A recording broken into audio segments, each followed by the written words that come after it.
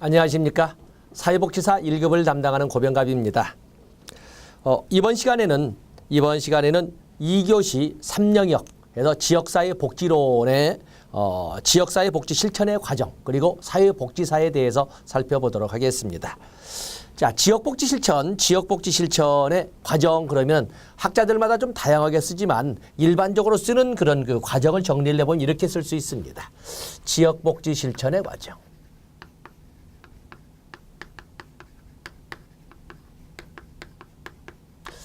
지역복지 실천의 과정을 보면 먼저 지역사회나 지역 주민들의 어떠한 문제가 있는지 문제가 인식이 되면 어떤 문제가 있는지가 파악이 되면 또는 어떤 문제가 발생하면 이에 대해서 욕구 사정을 하게 되고 욕구 사정이 끝나게 되면 목적과 목표를 설정하게 되는 겁니다. 목표와 목표를 설정했다. 그리고 나서 실행을 하게 되고 그렇죠. 거기 여러분 교재를 보시면 첫째 그 박스로 해서 그림을 넣습니다만 실행을 하게 되고 그리고 평가 및 피드백. 평가 및 피드백은 마무리 단계를 평가에는 말하지 않아도 피드백이 존재하고 있지 않습니까? 문제인식이라고 하는 것은 우리가 두 개의 영역으로 나누어서 설명할 수 있는데 문제인식은 그야말로 문제를 파악하고 도대체 무슨 문제인지를 문제를 파악하고 어떠한 집단을 대상으로 도움을 줘야 되는지 지역 주민 전체를 대상으로 해야 되는지 아니면 어떤 범위의 주민들을 대상으로 해야 되는지 소위 표적 집단을 파악해야 될 겁니다. 표적 집단을 파악해야 된다. 그다음에 욕구를 사정하게 되면 욕구는 이 지역사회나 지역 주민들이 무엇을 필요하고 얼만큼 필요로 하는지 그래서 이 욕구 사정에는 욕구 사정과 그리고 자원 사정으로 이렇게 나눠볼 수가 있습니다. 그래서 그 문제에 대해서 지역 주민들이 무엇을 필요로 하는지 그리고 얼만큼 필요로 하는지 그래서 이 욕구 사정과 자원 사정을 합쳐서 그냥 욕구 사정이라고 부릅니다.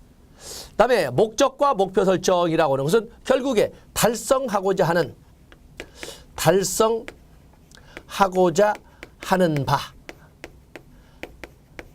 바를 결정하게 되는데 바로 이 목적과 목표 설정이라고 합니다.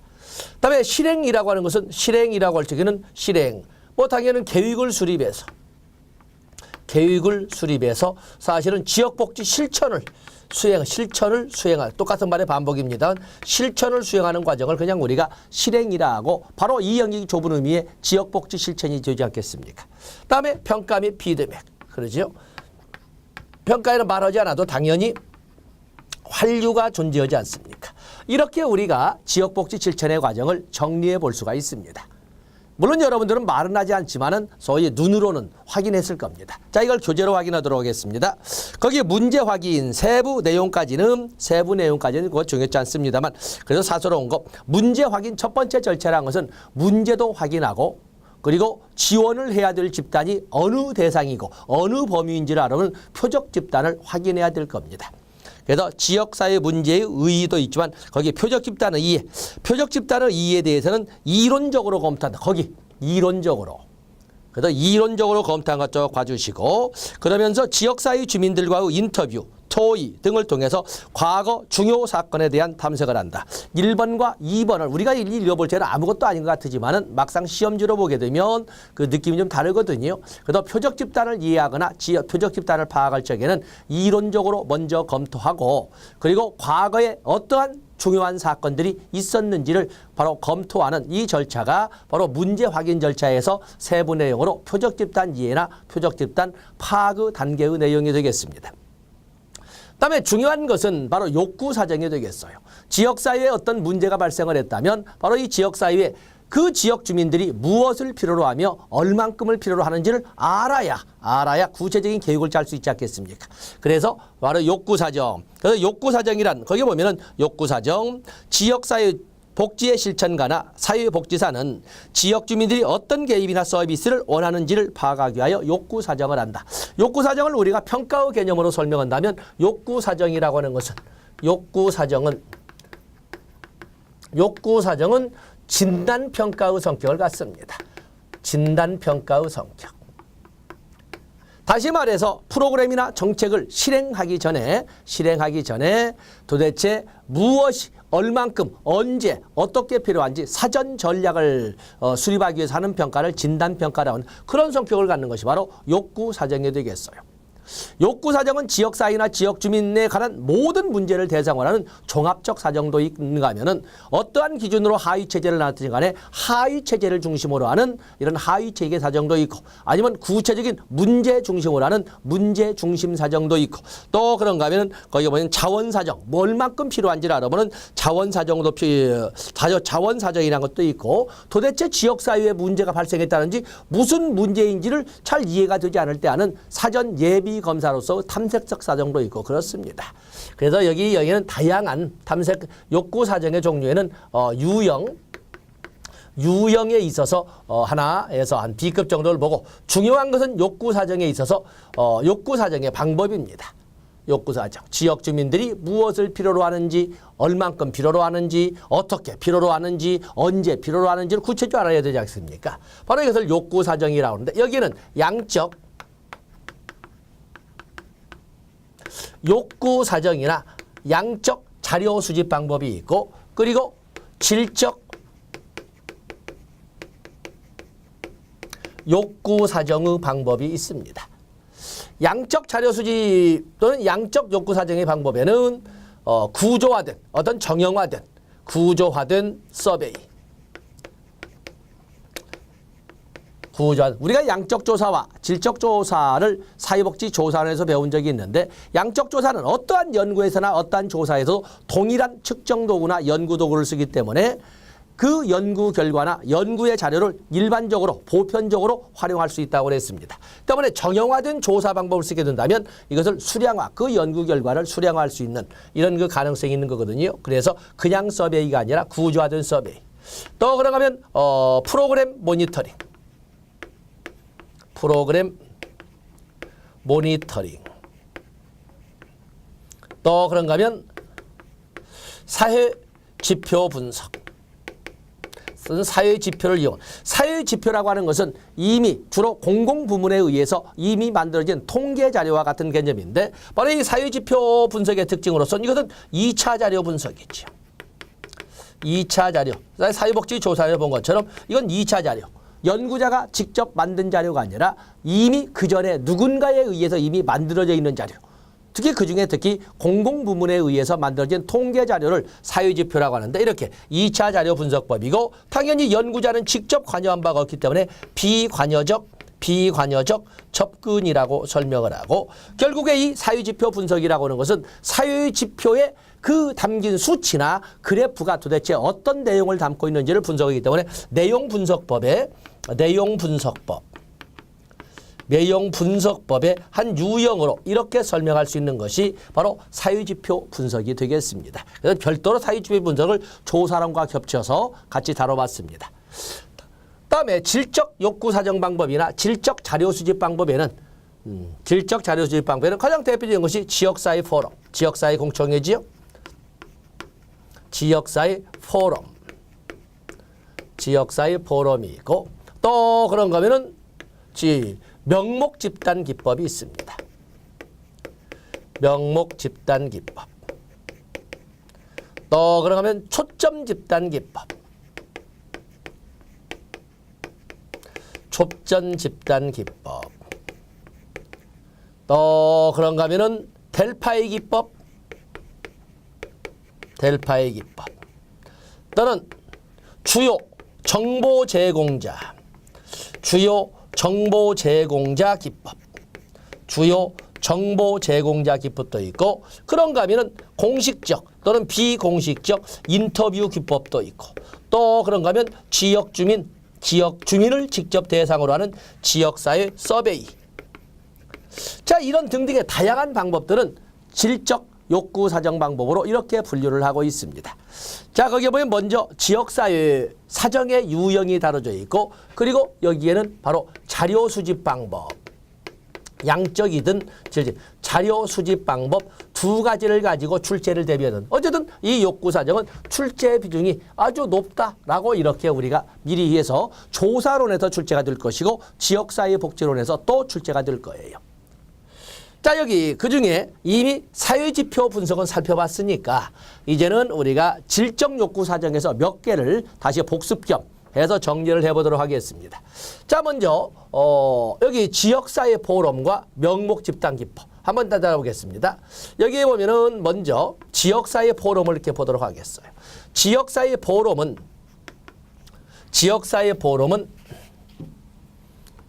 네 줄로 이렇게 써보겠어요. 지역사회 포럼은 전체 주민이 공개된 공식적 자리나 시간대에 모여서 전체 주민이 모여서 지역사회의 제반 문제를 대상으로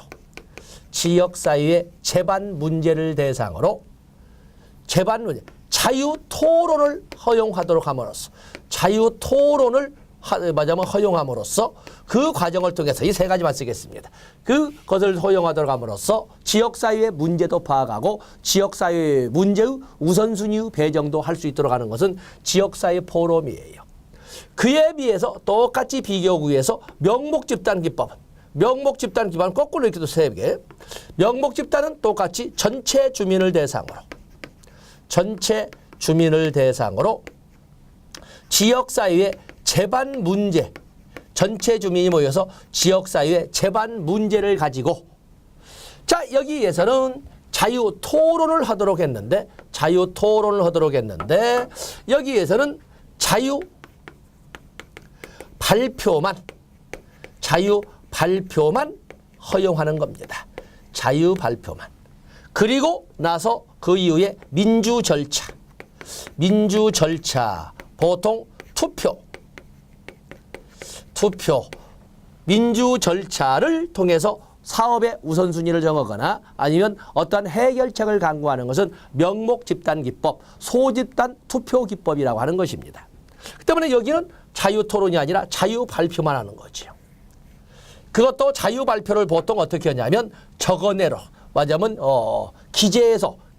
맞으면 기록으로 제출할 수 있도록 합니다. 왜냐하면 이 명목집단 기법의 주 목적은 어디에 있냐면 지역사회 전체 주민이 모여서 지역사회의 모든 문제를 대상으로 각자가 생각하는 문제를 자유롭게 발표만 하고 거기에서 질문을 한다거나 이의를 제기하거나 반론을 제기하지 못해요. 그런데 그 과정에 혹시나 그 지역사회에 영향력 있는 사람들이 눈이라도 불알지 모르니까, 영향력이 존재할지 모르니까 아예 그것마저도 막고자 적어서 그 자리에서 적어서 내도록 합니다. 그 자리에서 적어서 내도록 하고 그날 발표된, 그날 제출된 그 자유 발표를 통해서 제출된 의견 중에 민주 절차인 투표를 통해서 사업의 우선순위를 정하는 것이 바로 명목집단기법이 되겠어요. 전체 주민을 대상으로 지역사회의 전체 문제, 모든 문제를 대상으로 하지만 이렇게 자유토론을 허용 속에서 논란하고 싸우고 해서 문제를 정하느냐, 아니면 자유발표 속에서 민주적 절차를 통해서 주제를 정하느냐는 이렇게 지역사회 포럼과 명목집단기법에서 차이가 있는 것입니다. 그렇기 때문에 지역사회 포럼과 특히 명목집단기법, 짧은 시간 내에 지역사회의 모든 문제를 가지고 다루되 지역사회의 소수의 영향력 있는 집단의 영향력을 배제할 수 있는, 또는 민주적 절차 또는 투표, 이런 단어가 나오면 바로 명목집단기법이 되겠어요. 그래서 이 명목집단기법에 초점을 두어서 여러분들이 하고, 지역사회 포럼은 공청이후 개념이니까 그러는데 주로 명목집단기법이 출제가 됩니다. 그런데 초점집단기법도 있습니다. 자, 여기에서 초점집단기법을 보도록 하겠어요. 초점집단기법.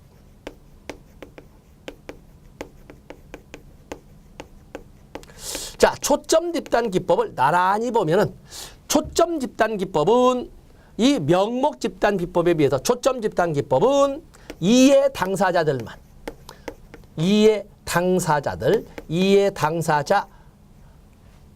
모여서 제반 문제를 대상으로 하는 것이 아니라 특정 문제만을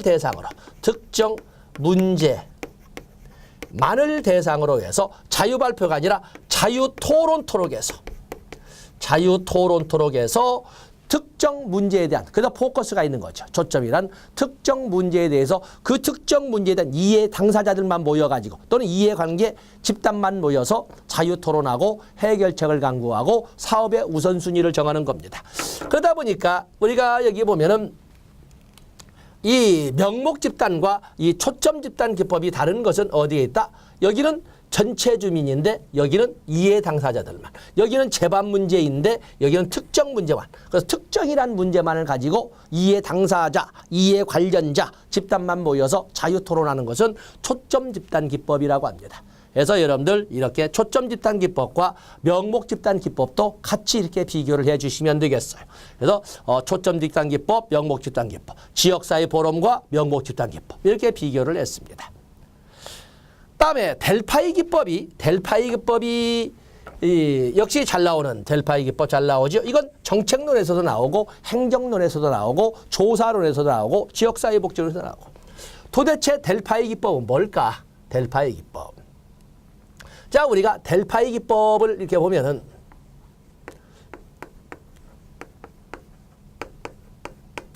델파이 기법은 익명성이 델파이 기법이라고 하는 것은 익명성이 보장되는 익명을 보장하는 가운데 불특정의 전문가를 대상으로 앞에 나와 있는 지역사회 포럼이나 또는 지역사회 포럼, 명목집단기법, 초점집단은 모두 얼굴을 드러내고 알고 있는 사람끼리 누가 발표한다는 것도 알고 있지 않습니까? 이렇게 익명이 보장되는 가운데 근데 이 델파이 기법은 알지 못하게 하고 전문가를 대상으로 해서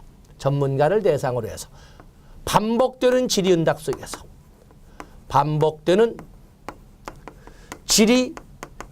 속에서 소위 지역사회의 문제를 찾아내거나 또 정보 공유죠. 정보 공유. 지역사회의 모든 문제를 다 알 수 있도록 하되 그중에 익명이 보장되는 전문가들에 의해서 반복되는 질의응답으로 지역사회의 문제의 우선순위를 해결하거나 해결책을 강구하는 것을 델파이 기법, 일명 전문가 기법이라고 합니다. 전문가 기법. 그렇기 때문에 델파이 기법에서 만약에 일반인이란 단어가 나온다든지 아니면 일의 질문을 통해서 이런 단어가 나오면 무조건 틀린 것이라고 봐주시면 되겠습니다. 자, 이렇게 해서 우리가 이번엔 델파이 기법을 같이 살펴봤습니다.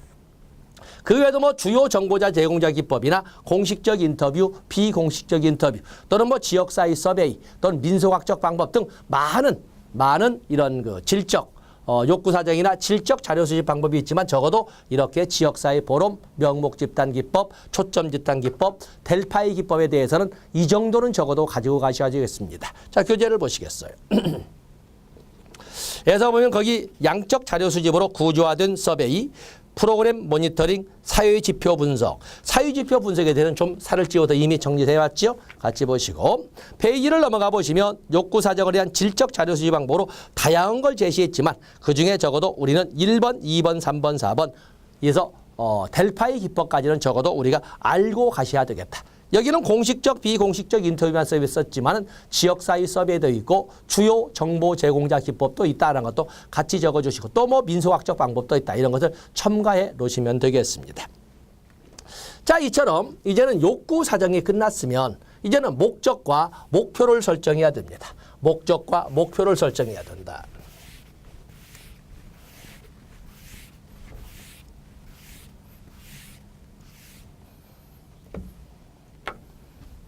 자, 우리가 목적 설정이라고 하면 목적 설정. 목적 설정에는 유계가 있습니다. 물론 일반적으로 이거 출제 비중은 거의 없다고 그러지만 이렇게 목적 설정에는 최상위의 국가 수준에서 설정하는 목적은 이념이라고 합니다. 이념. 이데올로기죠. 이데올로기. 이것은 국가 수준에서 설정하는 목적이 뭐예요? 달성하고자 하는 미래를 말하지 않습니까? 달성하고자 하는 미래 또는 미래의 소망을 이렇게 목적이라고 하는 거거든요. 근데 목적을 국가 수준에서 설정하는 최상위의 개념은 이데올로기라고 하는 거예요. 우리나라의 건국이념, 우리나라의 교육이념, 동시에 우리의 사회복지 실천 이념으로 쓸 수 있는 것은 바로 홍익인간의 이념 아닙니까? 우리는 우리 민족만 잘 살려고 하는 거 아니에요. 우리는 널리 모든 인간을 이롭게 하자는 거거든요. 우리는 보편주의 운영 이념을 이미 건국 이념에서 이미 담고 있는 거예요.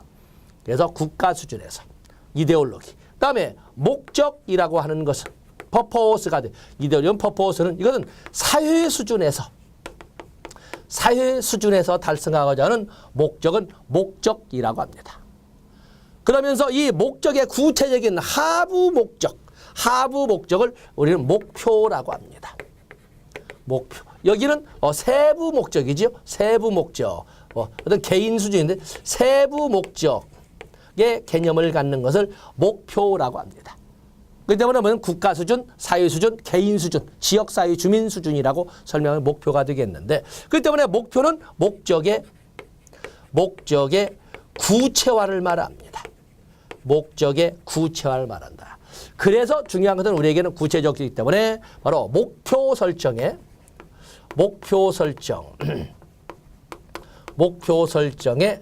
원칙을 우리가 정리해야 됩니다. 자, 인쇄당 오류락 글자가 하나 빠져 있지요. 목표 설정의 원칙은 일반적으로 출제되는 것이 스마트 원칙을 사용을 합니다. 스마트 원칙을 사용하는데 여기는 첫 번째 목적은 목표에 비해서 보다 추상적이고 애매하지만 목표는 그에 구체하기 때문에 구체적이고 명료해야 된다. 스페시픽 구체성을 가지고 있어야 된다. 또 목표라고 하는 것은 측정 가능해야 된다. 측정 가능성. 그래서 계량화가 가능. 저기서 목표라고 하는 것은 목적과는 달리 계량화가 가능해야 돼요. 양적 연구에서 사용할 수 있어야 돼요. 다음에 세 번째, 이것은 attainable. 목표라고 하는 것은 획득 또는 달성 가능성이 있어야 된다. 목표는 달성 가능성이 있어야 된다.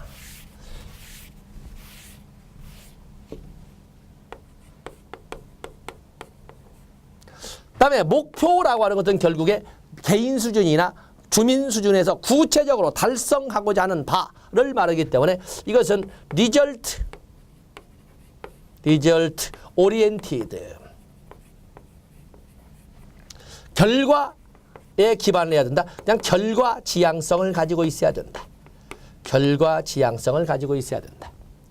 또 목표를 설정할 적에는 시간 정해놓고 타임 베이지드 또는 타임 리미티드에서 시간 제한성이 있어야 된다.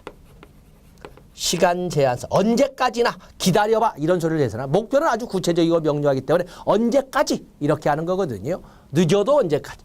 바로 여기 나오는 목표 설정의 원칙이 바로 여기에서는 아주 중요한 내용이라고 할 수가 있겠습니다.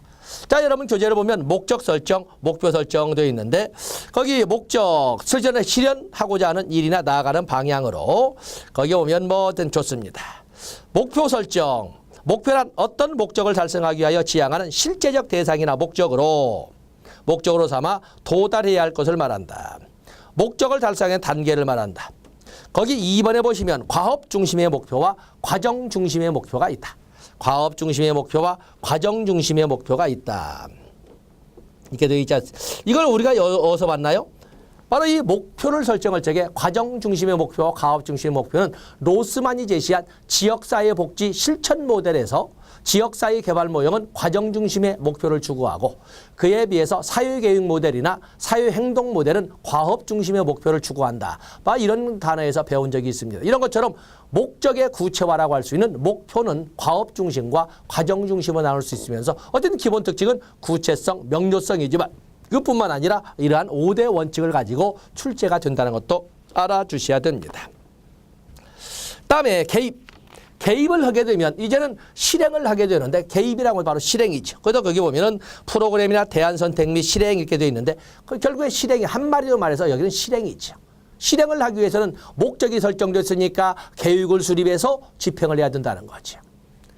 거기 보면은 프로그램을 선택, 계획을 하는 프로그램을 선택하는 방법에는 이런 것처럼 의사결정 나무 분석이나 또는 비용 편익 분석 모델, 비용 효과 분석 모델, 별썩 마음에 드는 건 아니지만 결국에 어떤 계획을 짤 적에 혼자 의사결정자 혼자나 아니면 여기 지역복지 실천을 이끌어가는 사회복지사 혼자 짠다면 개인적 의사결정이나 개인적 계획 수립이 되겠는데 거기에는 의사결정 나무 분석도 있고 또 그런가 하면 대안 흐름 흐름 분석 맞으면 대안 선택 흐름 분석도 있고 그렇습니다. 그런가 하면 여기 있는 것처럼 또한 효율성 분석에서 모든 것을 투입과 산출을 모두 화폐적 가치로 표현할 수 있는 비용 편익 분석도 있고 투입은 화폐적 가치로 환산할 수 있으나 그러나 결과는 화폐적 가치로 환산될 수 없는 경우에 사용하는 비용 효과 분석도 있습니다. 그래서 여기 대안 선택에 대한 것은 의사결정 나무 분석이나 또는 비용 편익 분석 또 그런가 하면은 비용 효과 분석 전부 니은번에 그 세년 설명이 났죠. 이런 것 등이 있다라고 설명하시면 되겠습니다. 그리고 나서 이렇게 계획이 수립되면 의사가 결정되어서 계획이 수립되면 집행하면 된다. 좋습니다. 그리고 나서 평가하는 거거든요. 그 때문에 여기에서는 뭐 이런 정도 주로 출제가 되는 것은 아까 나왔던 욕구 사정의 측면과 그리고 여기는 목적 및 목표 설정에서 목표 설정의 구체화 스마트 원칙 정도를 여러분들이 가지고 가시면 되겠습니다. 다음에 프로그램 및 서비스의 평가에 대해서는 우리가 사회복지 조사론에서 출제된다는 것을 배경으로 해서 한번 간략하게 요약을 하겠습니다. 프로그램 및 거기 보면은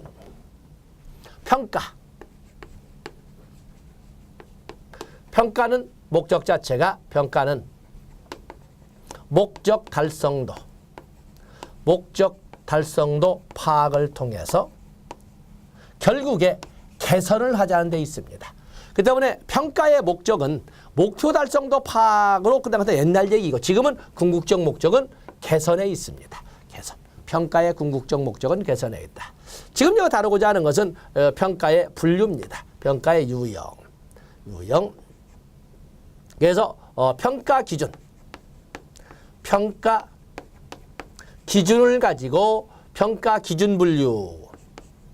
무엇을 평가 기준하느냐를 가지고 여기에는 의무평가와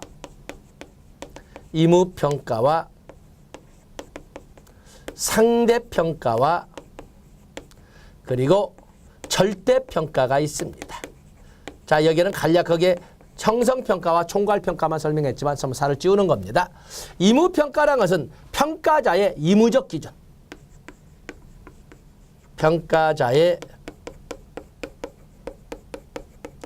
의무적 기준을 가지고 평가할 때는 의무평가라고 합니다. 여기에 의무평가라고 하는 것은 평가자의 주관성이나 평가자의 그 개별 가치관이 포함되기 때문에 객관성을 확보하기가 어렵다 해서 기준이 아주 엄격합니다. 우리가 보면 소위 옛날에 조성진의 평가라든지 김연아의 평가라든지 이런 예체능의 평가와 같은 데는 바로 의무평가가 많거든요. 그래서 이 의무평가 다들 1등 줬는데 한 사람만 빵점을 준 경우도 있고 다들 1등 줬는데 러시아의 영향을 받은 동유럽 심판진들은 다 최하위의 점수를 줬지 않습니까? 바로 이제 이런 과정들이 등장을 하는 거예요. 그래서 의무평가에는 다수평가, 다수공동평가라든지 엄격한 평가 기준의 사전 설정이라든지 이런 조건들을 다 달고 있거든요. 그래서 의무평가. 상대평가는 규준지향평가입니다. 규준지향이라고 하는 것은 규준은 비교 기준. 이것은 그야말로 개인차 변별. 변별에 서로 비교, 변별이나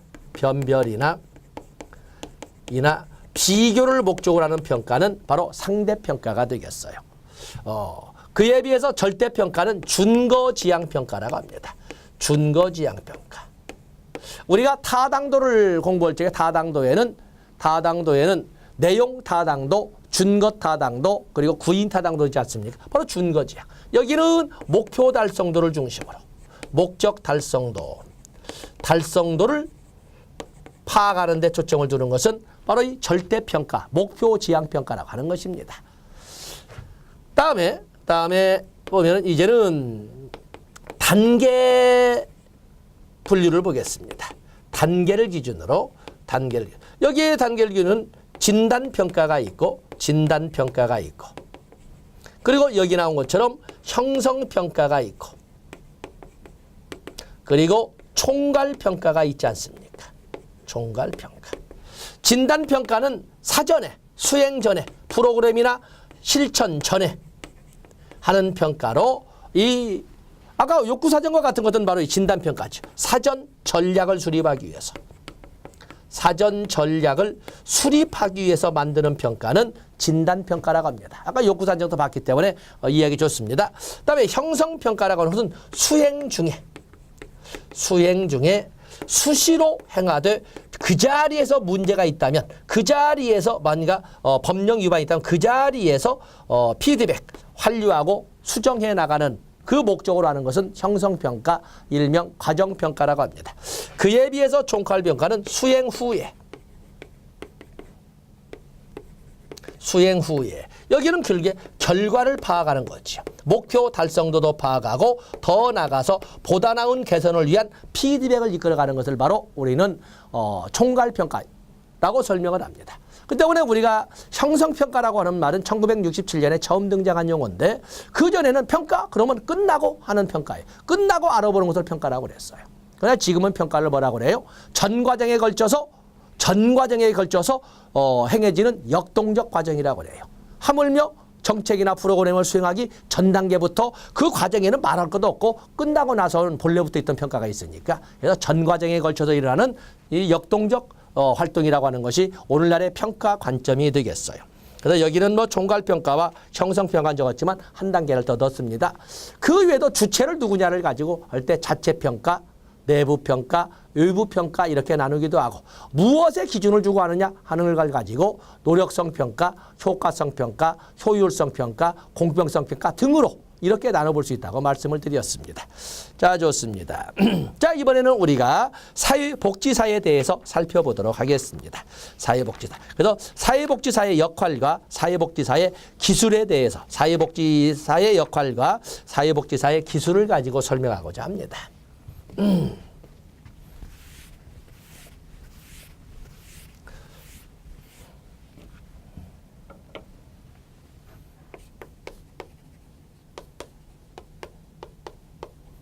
사회복지사는 사회복지사업법.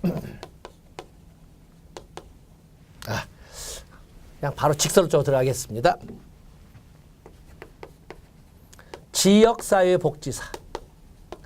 지역사회복지사의 역할. 물론 가장 넓은 개념의 사회복지사 그러면은 개별 사회사업을 이끌어가는 사회복지사를 이 좁은 의미로 하되 집단 사회사업을 이끌어가는 사회복지사도 있고 지역사회복지도 이끌어가는 사회복지사도 있지 않습니까? 그중에 지역사회복지사의 역할. 말할 것도 무수히 많죠. 무수히 많습니다. 여기에 보면 지역사회복지사의 역할 그러면 보통 지역사회복지사는 노스만의 분류. 노스만의 분류를 기준으로 노스만은 지역복지 실천의 유형을 지역사회 개발 모형, 다음에 사회 계획 모형, 그리고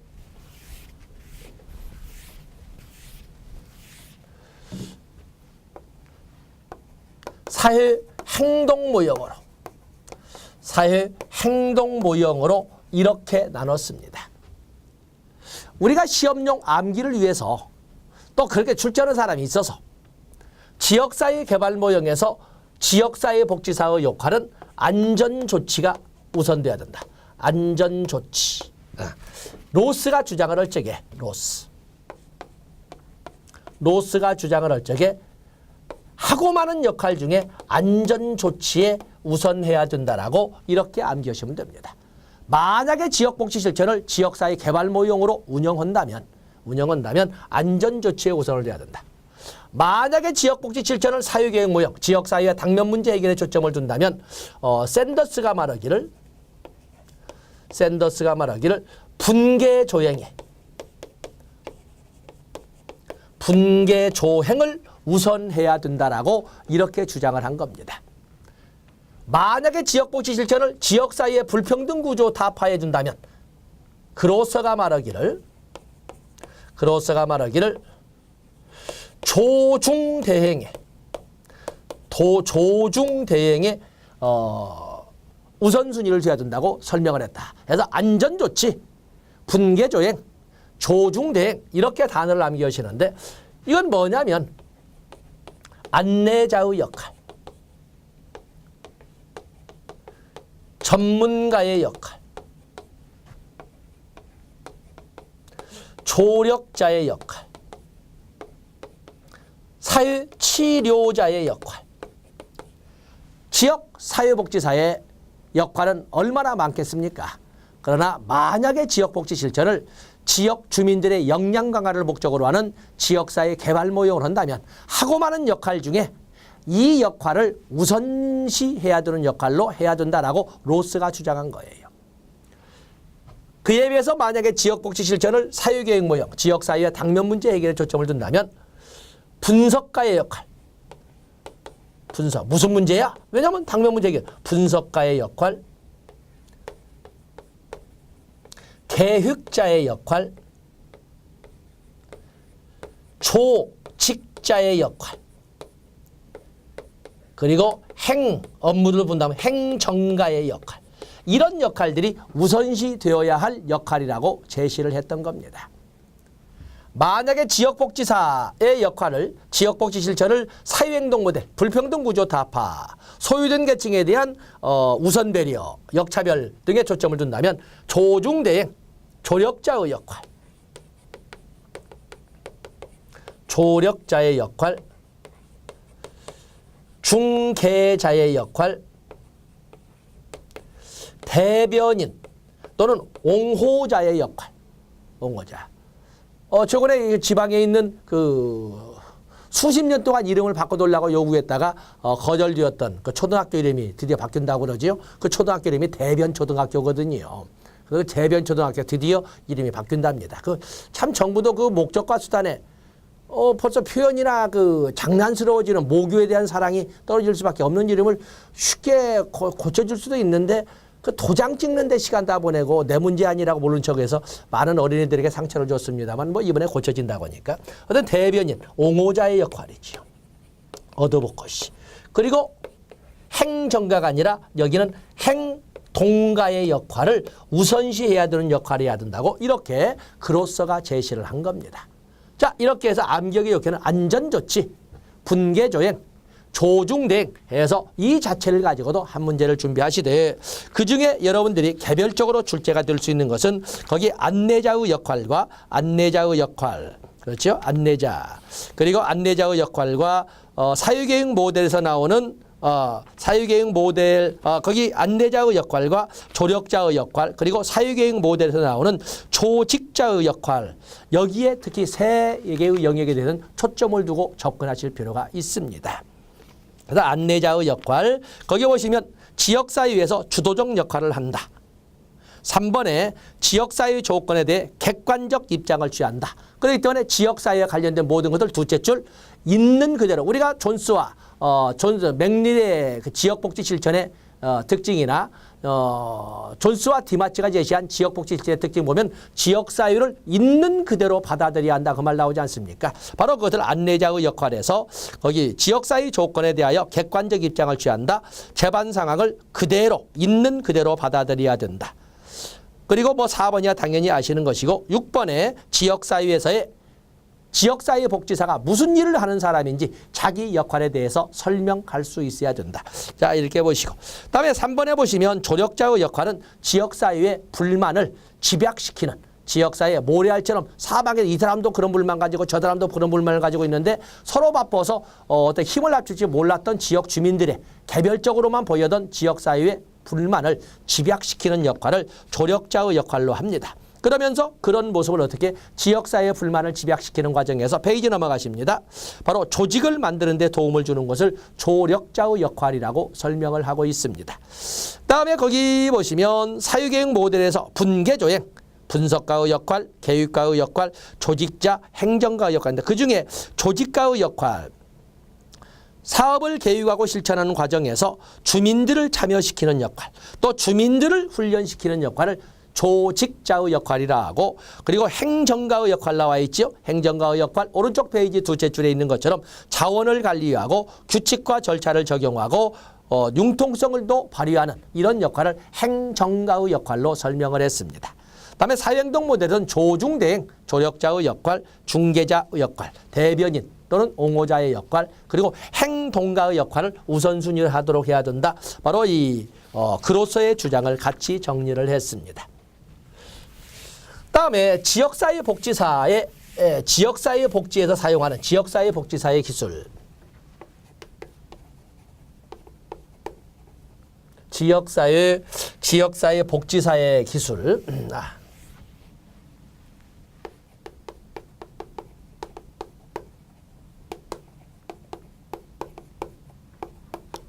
그 기술 그랬으면 지역사회 복지사가 사용하는 기술에는 옹호 기술, 대변 기술, 옹호지, 옹호 기술, 연계 기술, 조직화해 기술, 또는 교육훈련 기술,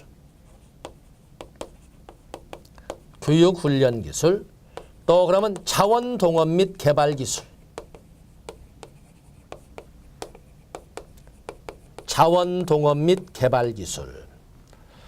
또 그런가 하면은 자원동원 및 개발 기술, 그런가 하면 역량 강화, 지역 주민들의 역량을 강화시키는 인파워먼트, 역량 강화 기술, 또 그런가 하면은 협상이나 또는 갈등 조정 기술. 자, 이런 등등을, 물론 이런 것만 있겠습니까? 지역사회 복지사들은 지역복지 실천을 이끌 때 무수히 많은 다양한 기술을 사용하겠지만 주로 이런 기술들이 사용이 된다라는 거죠. 대변은 클라이언트, 그야말로 클라이언트, 지역 주민들이죠. 클라이언트 입장에서 정당성을 맞아면 확인해주는 이런 기술. 맞아면 우리말로 한다면 클라이언트 편을 들어주는 이런 기술.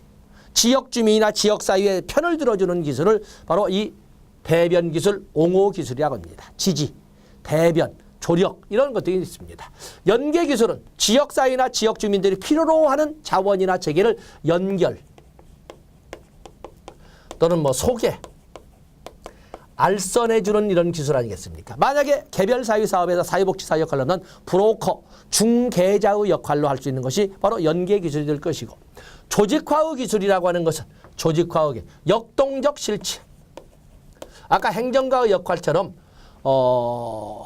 조력자처럼 어떤 불만을, 지역사회 주민들의 개별적 불만을 집약시키고 그 집약시킬 수 있는 조직을 만들 수 있도록 힘을 실어주는 것은 조력자의 역할이고, 그렇게 실제 조직을 만드는 것은 조직자의 역할 아닙니까?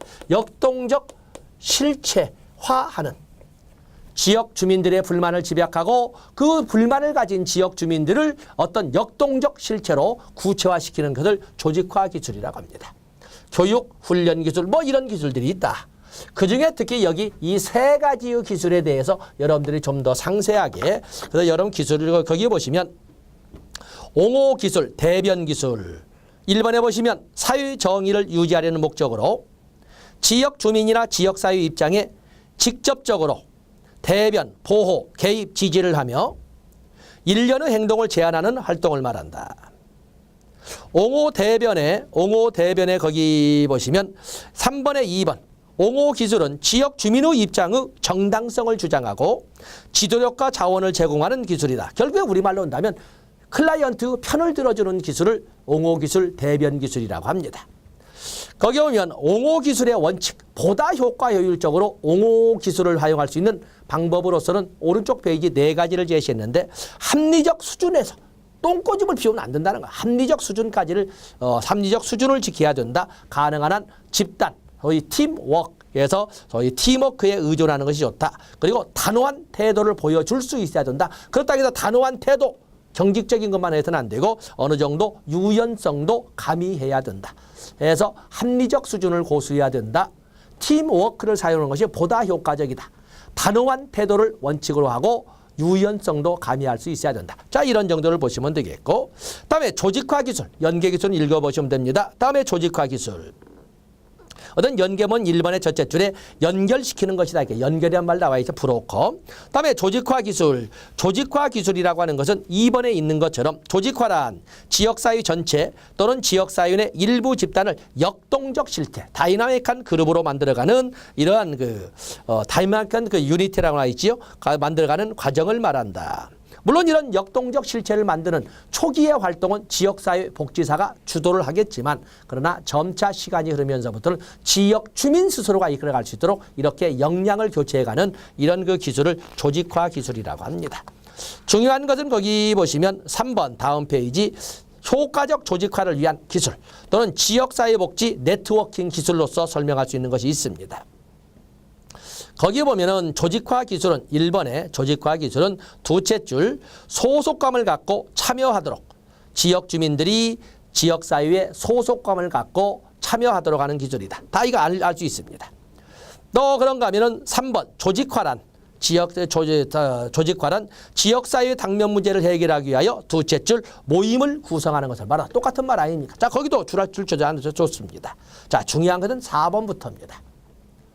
조직화, 이렇게 모래알처럼 파는데 급급한 주민들을 하나의 역동적 실체로 만들어가는 전략으로서는 사적 이익 추구를 활용해야 된다. 활용할 수 있다지. 그것 말이야 당신과 무관한 것이 아니야. 그 문제가 해결되면 당신도 이렇게 당신의 이익에도 증가가 있어 라는 것을 자꾸 강조하는 전략을 씁니다. 또 그런가 하면은 6번에 의도적으로 갈등 구조를 조성한다. 외부 갈등 요소라고 하는 것은 내부 결속력, 역동적 실체를 만드는데 아주 큰 힘이 되거든요. 그래서 의도적으로 갈등 구조를 만든다. 7번에 쟁점을 분명하게 한다. 그리고 8번에 지역사회 불만을 공통된 불만으로 집약한다. 그리고 9번에 제 것이 정서적 활동을 포함해야 됩니다. 조직화 기술을 사용할 적에는 옛날처럼 그냥 눈부라리고 그야말로 뭐 팔이나 막 힘줄을 드러내면서 막 팔이나 흔들고 이렇게 하지 않아요. 지금은 굉장히 재밌게 하거든요. 그래서 자기의 주장을 하면서도 전 가족이나 전 주민들이 와서 축제 같은 분위기를 하면서 자기의 의사를 이끌어갑니다. 정서적 활동을 포함한다. 자, 이렇게 해서 조직화에 대한 원칙 3번에 나와 있죠. 3번에 조금 전에 말했던 사적 이익을 추구한다. 사적 이익 추구를 활용한다. 또 갈등 구조를 만든다. 쟁점을 분명히 한다. 정서적 활동을 활용한다. 뭐 이런 것도 있지만 또 그 외에도 이벤트를 활용한다. 이런 것들 다 있습니다. 정서적 활동에 포함되는 거죠.